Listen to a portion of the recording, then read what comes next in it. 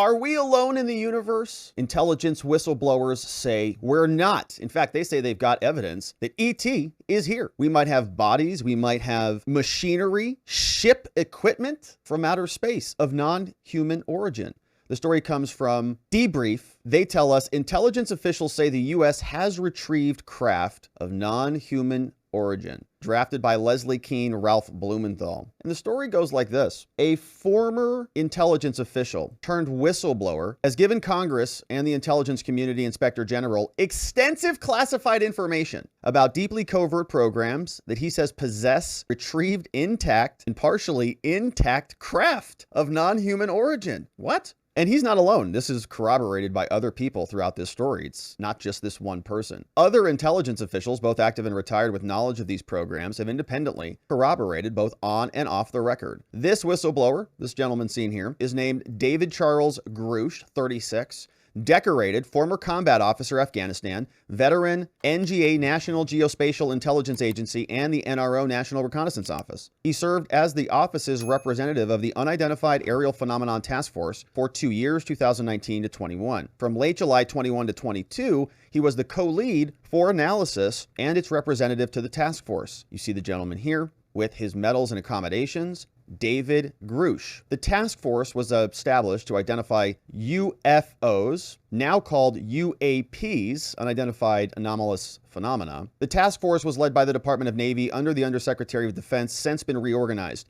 Grush said that the recoveries of partial fragments through and up to intact vehicles have been made for decades through the present day by the government, its allies, and defense contractors. Analysis had determined that the objects retrieved are, quote, of exotic origin, non-human intelligence, whether extraterrestrial or unknown origin, based on the vehicle morphologies and the material science testing and the possession of unique atomic arrangements and radiological signatures. Whoa. In his filing of his complaint, Grush is represented by a lawyer who served as the original ICIG, which is the Intelligence Community Inspector General. So this guy was also into the intelligence apparatus. He said, we're not talking about prosaic origins or identities. The material includes intact and partially intact vehicles. In accordance with the protocols, Grush provided the Defense Office of Pre-Publication and the Security Review at the DoD with information that he intended to disclose to us. His on-the-record statements were all, quote, cleared for open publication in documents provided to us.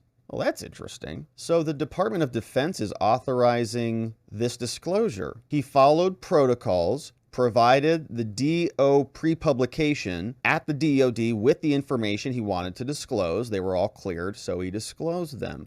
So these aren't exactly whistleblown if they were cleared for publication. Let's continue. Grush's disclosures and those of non-public witnesses under new protective provisions of the latest defense appropriations bill signal a growing determination by some in the government to unravel a colossal enigma with national security implications that has bedeviled the military and tantalized the public going back to World War II and beyond. For many decades, the Air Force carried out a disinformation campaign to discredit people trying to get answers about unexplained objects. Now, with 2 public hearings, Congress is pressing for answers. This guy's another one. Carl Nell, recently retired Army colonel and current aerospace executive, liaison to the UAP task force. He characterized Grush. He calls him beyond reproach. This guy here, Nell. Christopher Mellon, another person, spent nearly 20 years with the community. He said a number of well-placed current and former officials have shared details with me regarding this alleged program, including insights into the history, the governing documents, location, where a craft has allegedly been abandoned and recovered. However, it's a delicate matter getting this potentially explosive information into the right hands for validation. This is made harder by the fact that, rightly or wrongly, a number of potential sources do not trust the leadership of the All-Domain Anomaly Resolution Office established by Congress. But some insiders are now willing to take the risk to discuss these things. Jonathan Gray is one of them, generational officer, currently works for the NASIC, where analysis of UAPs has been his focus. He says the non-human intelligence phenomenon is real, Gray said. Retrievals of this kind are not limited to the United States. This is a global phenomenon,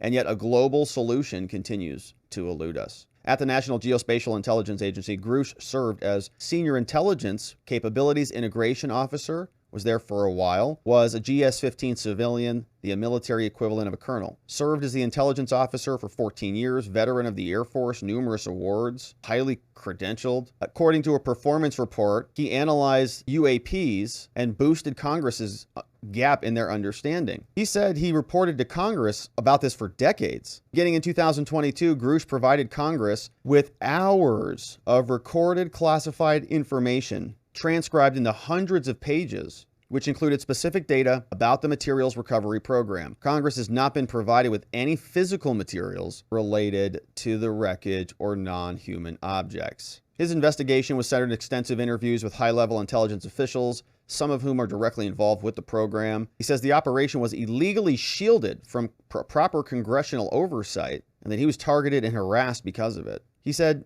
individuals on these UAP programs approached me in my official capacity and they disclosed their concerns regarding a multitude of wrongdoings, such as illegal contracting by different acquisitions and criminality in the suppression of information across qualified industrial base and academia. He said, and associates who vouched for Grouch said that his information was highly sensitive, saying that it provides evidence that materials of objects of non-human origin are in the possession of highly secret black programs. Although locations, program names, other specific data remain classified, the Inspector General and the staff were provided with the details. Grouch left the government April 7, 2023 to advance government accountability, he said. His assertion concerning the existence of extraterrestrial or a terrestrial arms race is fundamentally correct, as is the indisputable realization that at least some of these technologies of unknown origin derive from non-human intelligence. Now, what's the possibility that they didn't come from outer space, or let's say not recently? Maybe these are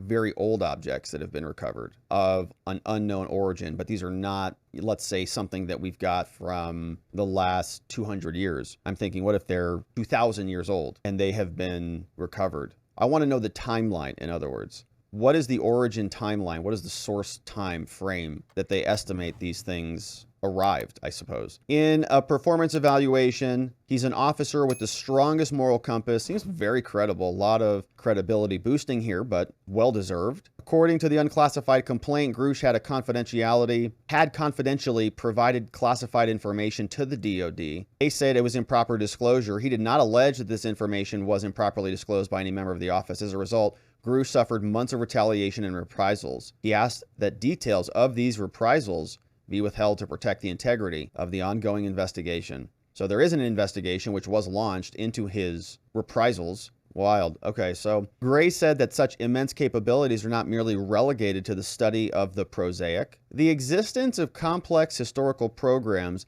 involving the coordinated retrieval and the study of the exotic materials dating back to early 20th century should no longer remain a secret. The majority of retrieved foreign exotic materials have a prosaic terrestrial explanation and origin, but not all, and any number higher than 0 in this category represents an undeniably significant statistical percentage. Very interesting. So we have new reports. We've got new people who are highly credible, who seem like they've got the credentials, having been in the program and having had access to a lot of the other people who would have access to what's happening behind the scenes, is now saying that there's a lot more here than the government is letting on. Of course, the government is always hiding things from us, and it wouldn't surprise me at all if they did have something that they couldn't quite explain that they were hiding from the rest of us. My question is this a new recent phenomenon, or is this something that they got fossilized that is 5,000 years ago of origin? And is this legitimate at all? Certainly, the universe is a giant place, and in my mind, there is no doubt that there is a strong possibility of other life out there. Has that life been here, and has it made contact? Has it come across this little blue dot? That's a good question. And I don't know the answer to that. But I do know that our government likes to float stories around and create narratives and misguide the public regularly. And that oftentimes there are things that we can't explain that have good explanations.